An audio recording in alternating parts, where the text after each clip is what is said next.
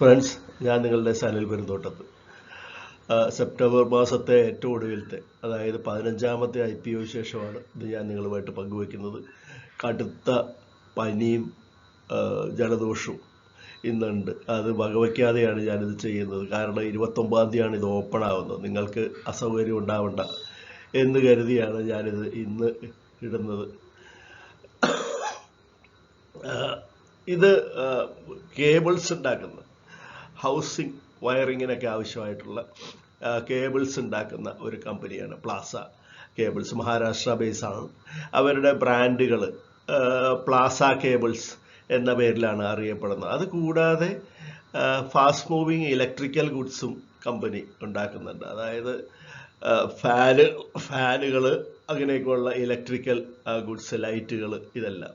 അപ്പോൾ അതിന് action wires എന്നും PCG എന്നുമൊക്കെ ഉള്ള ബ്രാൻഡുകളാണ് അവർ ഉപയോഗിക്കുന്നത്. അപ്പോൾ പ്ലാസ കേബിൾസും ആക്ഷൻ വയേഴ്സും PCG എന്നുമൊക്കെ ഉള്ള ബ്രാൻഡുകളിലാണ് ഇവരുടെ പ്രോഡക്റ്റുകൾ വിറ്റഴിക്കപ്പെടുന്നത്.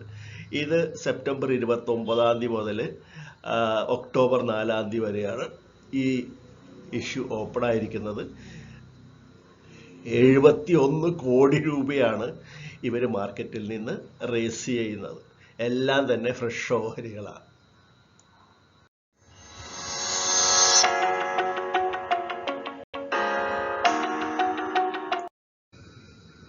ഇത് ഇൻകോർപ്പറേറ്റ് ചെയ്യുന്ന സമയത്ത് നവരത്ന വയേഴ്സ് എന്നാണ് ഇതിൻ്റെ ഈ പ്രോഡക്റ്റിൻ്റെ പേരായിരുന്നത്.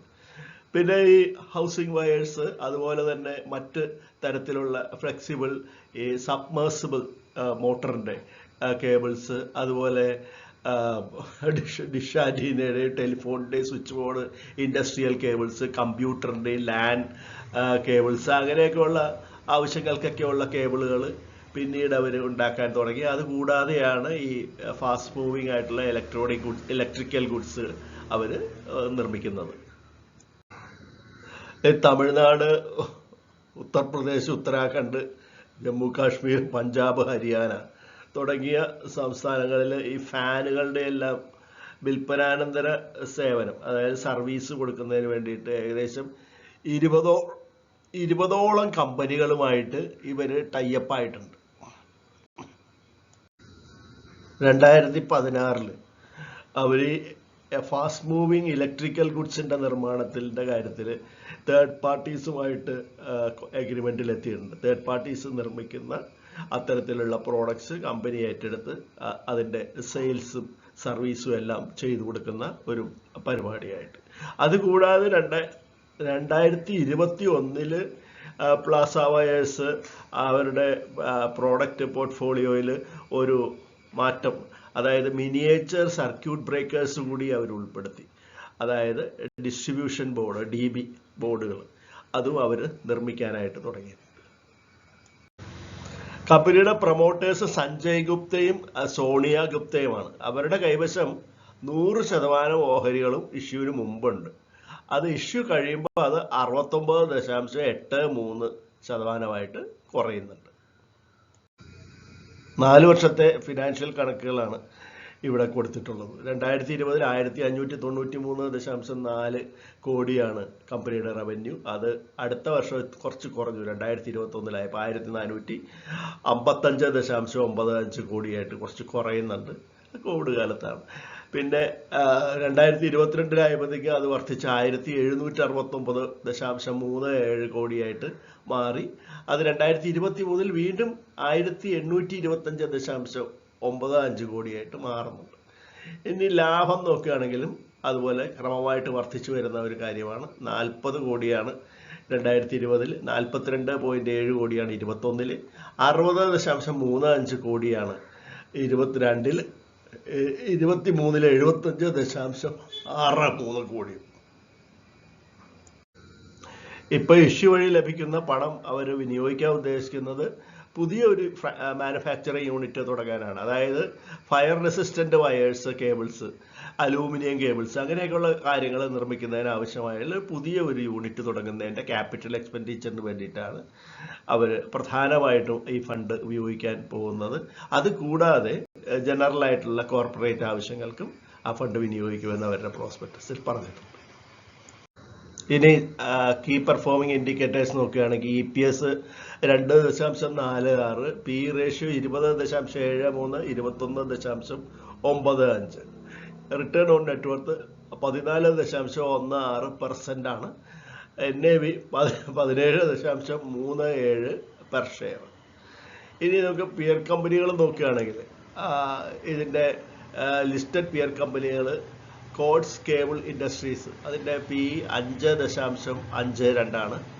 ഇനി അൾട്രാ ക്യാബ് ലിമിറ്റഡ്, അത് 0.61 ആണ് ഇതിൻ്റെ EPS. പിന്നെ വി മാർക്ക് ഇന്ത്യ ലിമിറ്റഡ്, അതിൻ്റെ 4.58 ആണ്.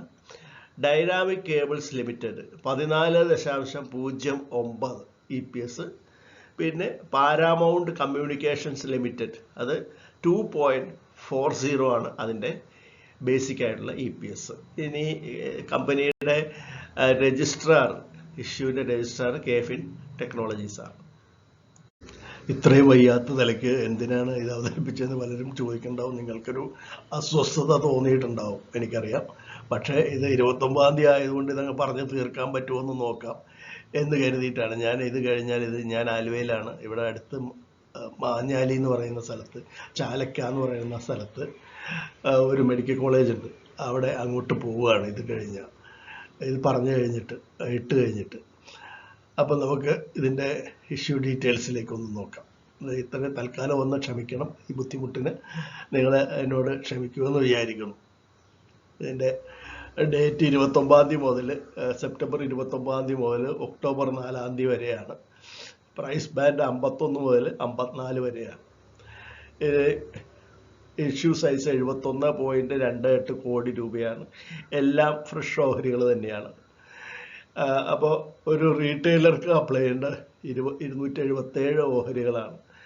അപ്പോൾ ഒരു ലോട്ടെന്ന് പറഞ്ഞാൽ അങ്ങനെ 13 ലോട്ട് വരെ റീറ്റെയിലേഴ്സിന് അപ്ലൈ ചെയ്യാം. ഫേസ് വാല്യൂ 10 രൂപയാണ്. റീറ്റെയിലേഴ്സിന് 10% കൊടുക്കുന്നുള്ളൂ എന്നാണ് ഞാൻ വായിച്ചത്. എന്തായാലും NSEയിലും BSEയിലും ഇത് ലിസ്റ്റ് ചെയ്യും എന്ന് പറയുന്നുണ്ട്. അലോട്ട്മെൻറ്റിൻ്റെ ഡേറ്റുകൾ നോക്കുകയാണെങ്കിൽ അലോട്ട്മെൻറ്റ് 9-ാം തീയതിയാണ്, റീഫണ്ട് 10-ാം തീയതിയും, ഡിമാറ്റ് അക്കൗണ്ടിലേക്ക് ക്രെഡിറ്റ് ആയിട്ട് വരുന്നത് 11-ാം തീയതിയാണ്. ലിസ്റ്റിംഗ് ഡേറ്റ് ഒക്ടോബർ 12-ാം തീയതിയാണ്. ഇനി ഇത് അപ്ലൈ ചെയ്യണോ വേണ്ടയോ എന്ന് നിങ്ങൾക്ക് സംശയമുണ്ടെങ്കിൽ, ഇത് ഒരു ചെറിയ കമ്പനിയാണ്. വലിയ 71.28 കോടി രൂപ മാത്രമേ ഇവർ മാർക്കറ്റിൽ നിന്ന് റേസ് ചെയ്യുന്നുള്ളൂ. 54 രൂപയാണ് ഇതിൻ്റെ വില. ഫെയർലി പ്രൈസ്ഡ് ആണ്, കൂടുതലൊന്നുമില്ല. അപ്പോൾ ഈ കമ്പനിയുടെ ഓഹരി മിഡ് ടേം ലോങ് ടേം ഇൻവെസ്റ്റേഴ്സിന് വലിയ കുഴപ്പമില്ല. പിന്നെ ഇത് ലിസ്റ്റിംഗ് ഗെയിൻ കിട്ടുമോ എന്നുള്ള കാര്യത്തിൽ മാത്രം ഒരു ചെറിയ സംശയമുണ്ട്. പ്ലാസ വയേഴ്സിൻ്റെ IPO വിശേഷം കേട്ടല്ലോ. നിങ്ങൾക്ക് ഇഷ്ടപ്പെട്ട് കാണുമെന്ന് വരുന്നു. ഇഷ്ടപ്പെട്ടെങ്കിൽ തീർച്ചയായിട്ടും ലൈക്ക് ചെയ്യാൻ മടിക്കരുത്, അഭിപ്രായങ്ങൾ എഴുതണം.